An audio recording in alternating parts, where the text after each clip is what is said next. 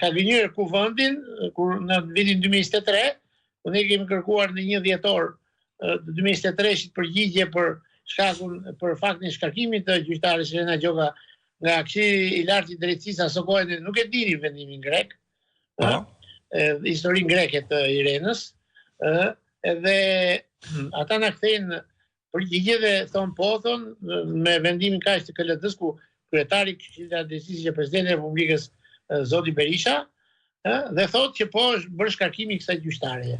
Dhe mas 3 javësh, datë 21, me kërkimin e kuvendit për të njëjtën pyetje që ne i parashtruam, dhe morëm përgjigje që në databazë ekzistonte ky vendim, kuvendit i kthehet përgjigjja po nga e njëjta firmë, po nga e njëjta KLG, që në databazë nuk ka si të dhënë në lidhje me këtë gjyqtare. Pra ata ka zhdukur databazën. Dhe ne që atëherë e kishim të qartë se me kë kishim të bënim, por kjo mënyrë të vepruarit sot tregon që ata janë konsekuent.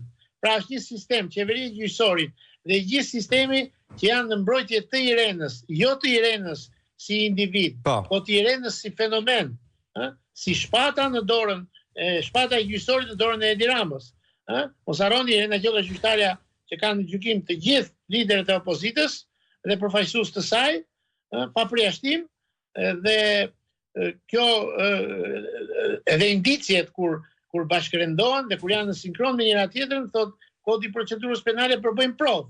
Pra kjo është katërcipërisht e provuar. Tashi vim pse KLG-ja, po themi për delikatesë, ka gabuar, nuk e ka gjetur kompetente veten sot. Në fakti me Irena Gjokën ka ndodhur në 2005, kur ligji i vitit 2016 për magjistratët nuk kishte hyrë në fuqi akoma, pra nuk kishte një ligj të tillë. Dhe në bazë të kësaj, Irena Gjoka nuk duhet ta merrte mandatin e magjistratit, pasi fakti ka ndodhur në vitin 2005, deklarimi i saj i rrem, dhe nëse kjo do të bëj deklarim real, në vitin 2016 kjo nuk do të përfitonte statusin e magjistratit, pasi përbënte pengesë ligjore, pikërisht nga ky ligj, për pengesë ligjore që marrja e titullit magjistratit, sepse ky ligj shprehimisht e thotë që gjyqtarët e posaçëm nuk duhet të jenë dënuar penalisht për asnjë lloj vepre penale. Dhe nëse do të ndodhte fakti, po themi bazë vitit 2016, atëherë këta mund ta vinin në lëvizje me ILD-n për shkarkim. Po këtu nuk kemi të bëjmë rastin e shkarkimit, kemi të bëjmë rastin e mbarimit të mandatit, ose ajo nuk e ka gëzuar të drejtën për ta marrë këtë mandat. Dhe duke qenë këto kushte, mandati i saj konsiderohet i mbaruar.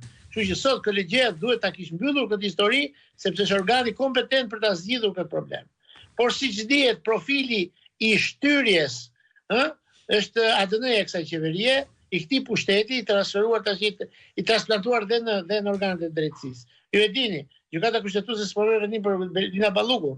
Këshilli i mandateve thotë edhe ne e shtym derisa të marrin ata. Që të vendosi kushtetuesja. E kupton, shtyje ta shtym. Edhe këtë punë